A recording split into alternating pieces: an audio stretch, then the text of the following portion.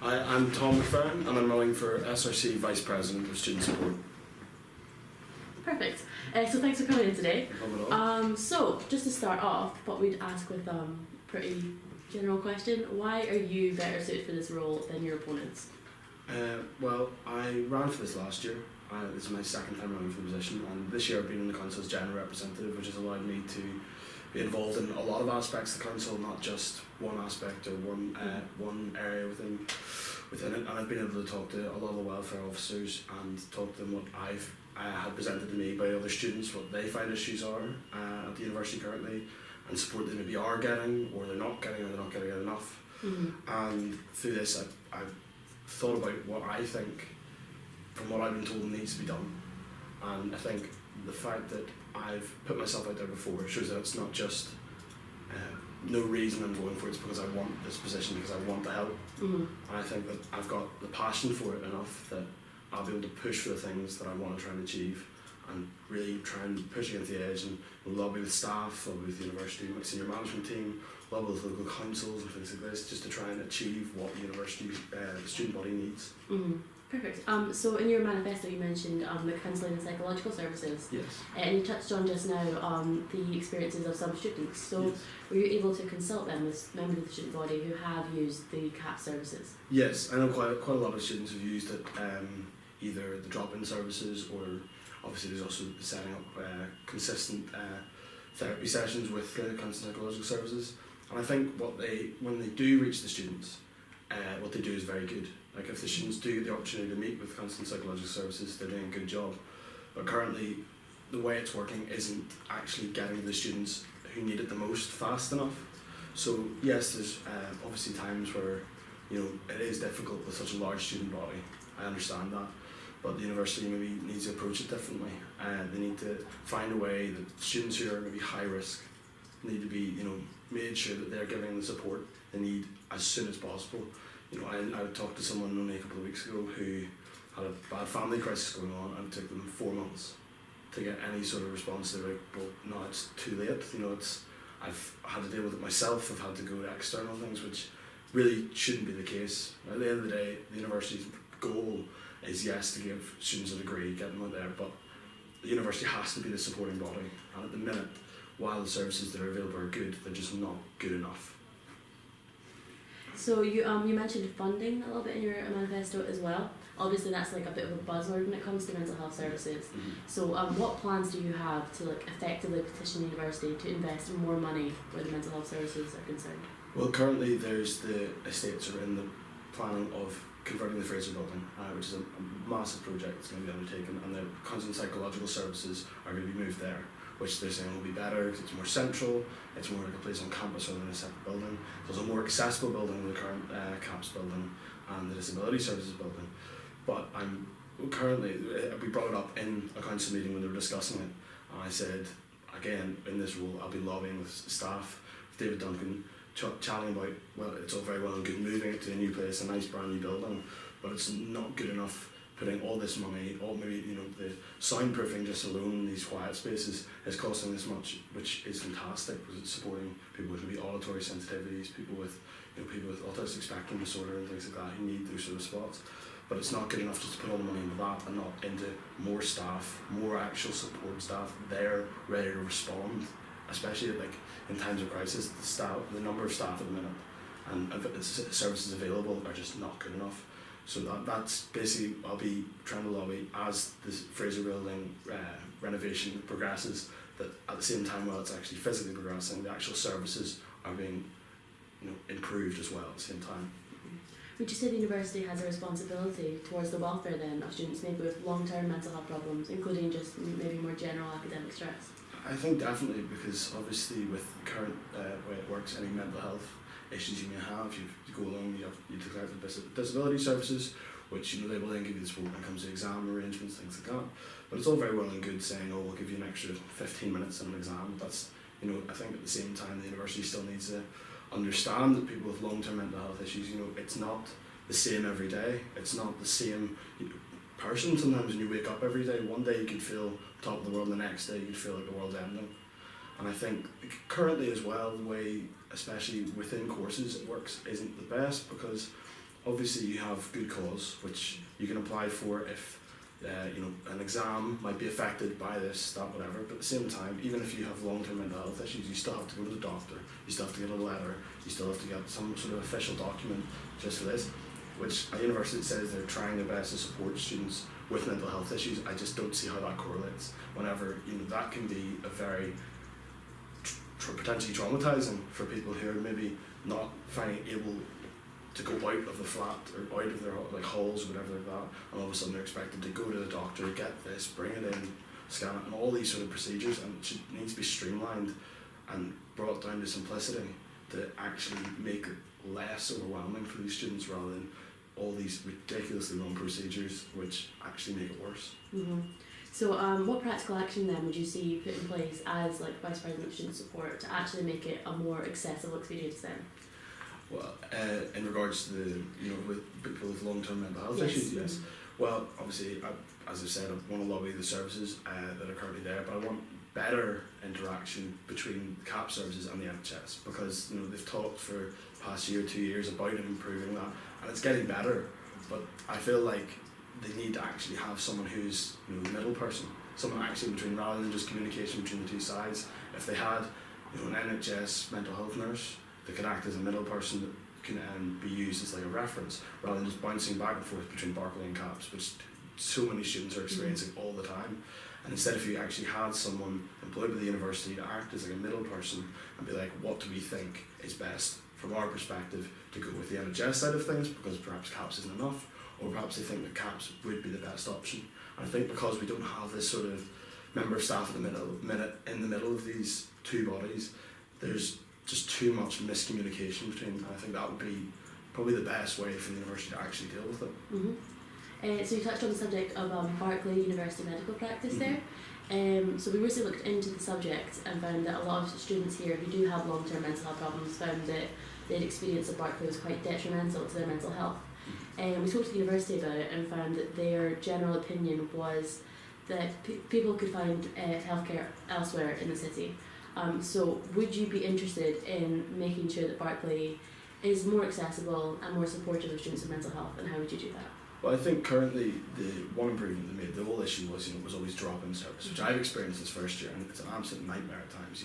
If you're not in at 8 o'clock in the morning and on the dot, even an hour later, they could be done, you come back at 3, and you've got a class, and you've got this, which, if it's something minor, if it's something, it's not like an emergency, or perhaps, maybe not, it's got nothing to do with mental health, it can wait, and you'll be like, okay, I can come tomorrow, something like that, which still isn't ideal.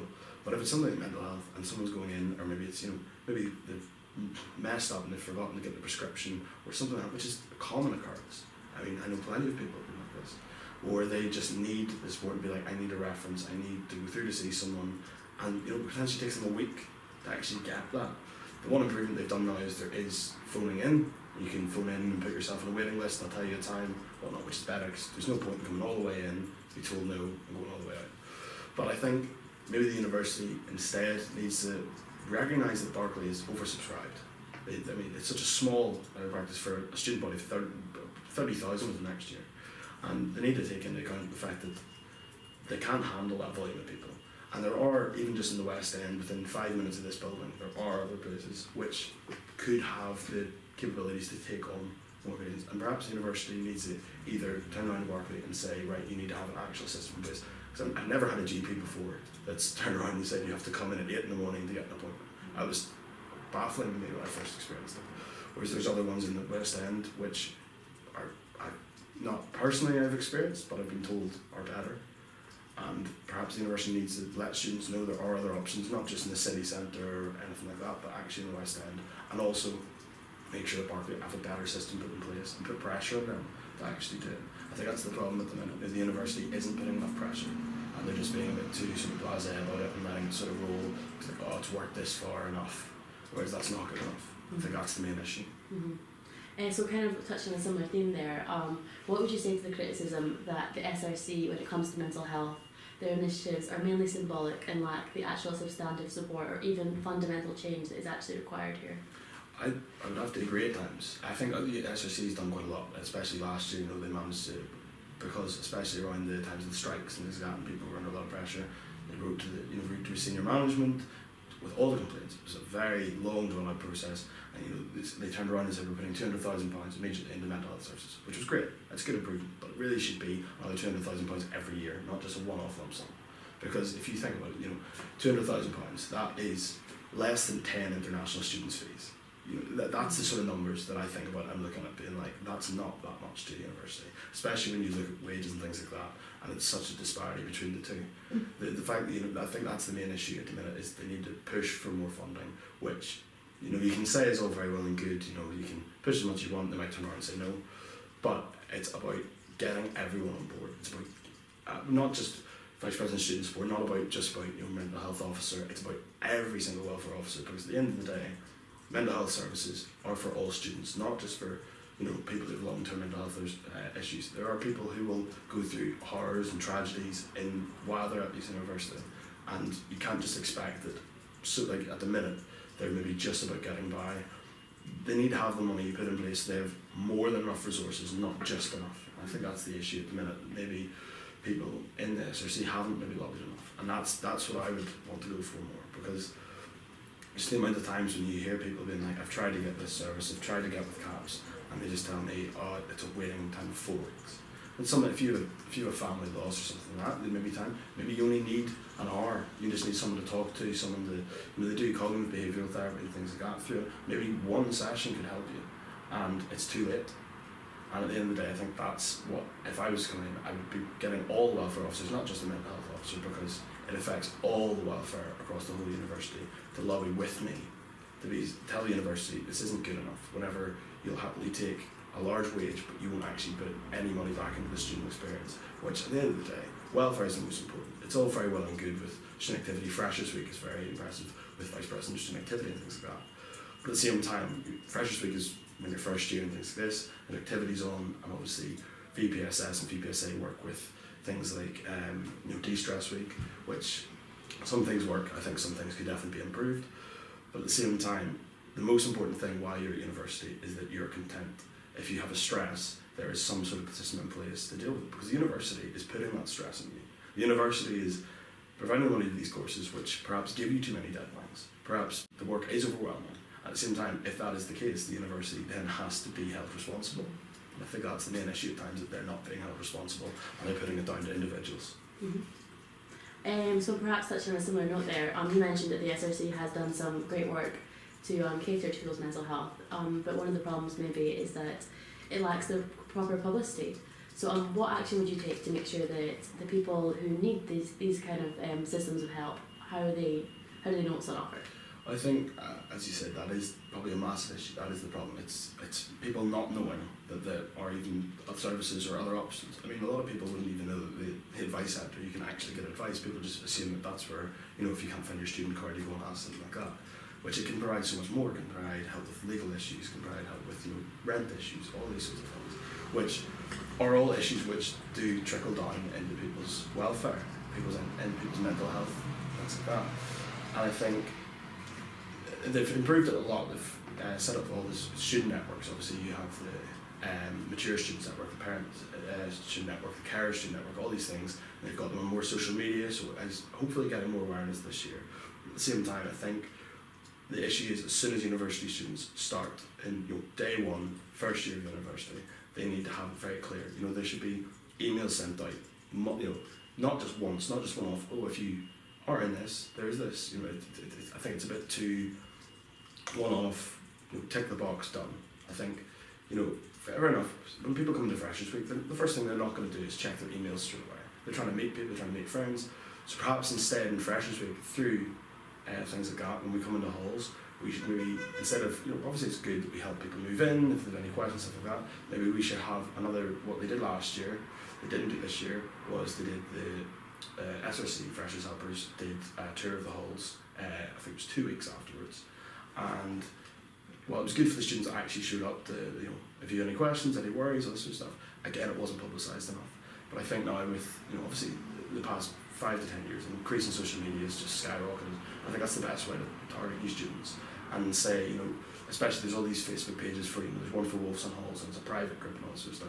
Put it on there. I remember that was the first thing, I would read that before my emails when I was first year. I was out in Wolves and Halls, which has its own issues as it is. But I think utilising those pages, which every single person in Halls are probably going to be on, it would be the best way to target and run these, you know, freshers, post-freshers week, hall tours, like hall crawls, what they call it, and actually see what the issues are, and then hopefully then telling one person, oh well, if you're having this issue, you can come to this place, you can come and talk to this person. You know, it's you know, it's a waterfall thing. You'll have that and just run off, and more people will know, and it'll just increase more awareness of the services that actually are available. And what we've said, maybe they could be improved. They are still there. And that's the whole point. And just knowing that they're there and knowing if something could go wrong or does go wrong, then at least people will actually know that they're not alone at all. Is basically one thing, which is the massive issue. People, whenever they do face these issues, especially first years, feel very isolated. They feel very excluded. Especially international students, the number I've talked to that just feel like they don't have anyone that they can really connect with, because maybe they've come in, they've gone to private halls and they're just on their own. And I think that's another issue as well, is yeah, it's very well and good saying we'll go to Moran, we'll go to Wilson, but I think maybe the university needs to actually make ties with these sort of private student accommodations as well, so that we could go in as part of the university and do something there. You know, you have True Student Halls, which is a massive student halls down near Karen Cross. You have Tramworks just up from there, and really the university doesn't have anything in that. And yes, fair enough, they are private halls, but most of the people in those are all coming to this university. I know 4 of my friends from last year all were in Tramworks, and there's not really anything going through there.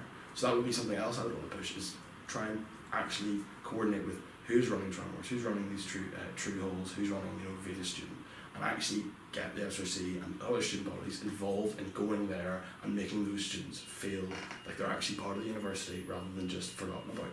Mm-hmm. So just to finish up then, you mentioned briefly international students, and obviously with regard to coming to university they perhaps face the most unique challenges. How would you say the university can respond to these unique obstacles that international students face when they come to Glasgow? I think it's not even just an SRC thing or just a student body thing. I think it's all the student bodies, I think, especially get involved. This is one thing I've been talking about quite a lot recently as well, is, you know, if you look at GU and QMU, they have the events on, but it's very targeted, especially in Freshers Week, to people who want to go out, people who want to go and drink, and people who want to party. Not every student does, and especially I know plenty of international students that I met through first year didn't want to do that. They were here because they wanted to learn. They obviously wanted to do societies and things like that and enjoy hobbies, but you know, going out wasn't their thing. And it's the same with domestic students. That's fair enough. And I think at times that you do find a lot more international students don't want to go out and do those things, and maybe all the student bodies and events don't really cater to that. I think the same with GUSA as well, especially a lot of the clubs and sports and things like that.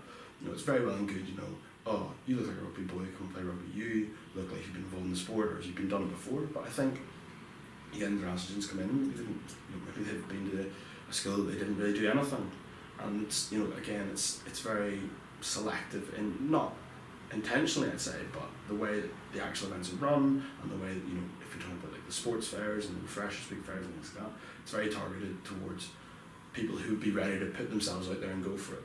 Whereas I think a lot of students might actually feel more involved in the university and less excluded and less isolated if we actively made the effort to be able to come to these events. You know, it's not a big drinking event. We're going to actually run activities. We're going to have sports fairs, and you know, come along, and if you've never done anything before, maybe you find something brand new and get them more involved. And I think that is the problem at the minute, is these people feel isolated because they don't feel involved in the university. They feel like they come into class and they go home and that's it. So I think through that, especially at the minute, there's been a lot with you know, the intramural games, which Goose is trying to organise at the minute, which I think is a good progress. But I think a lot more could be done between the 4 student bodies to actually get these international students involved in the university in different ways, rather than just this traditional, let's all go to Hive, let's go to Goose Sports Fair and that's it. I think there's so many good ideas, and I've been talking to people who know Goose and things like that, and you know, quite a few people who are running the GU elections as well, and they've got really good ideas that could actually change it rather than just the traditional university lifestyle, which I think is the issue, that people just go with that stereotype and just roll with it and stick with it, and becomes very cliquey, which I think, again, isolates people even more, who are maybe feeling very vulnerable in a country they're not used to, in a culture they're not used to, and you know, being got potentially 5,000 miles from their families, things like that, which I think is maybe overlooked a lot of the time.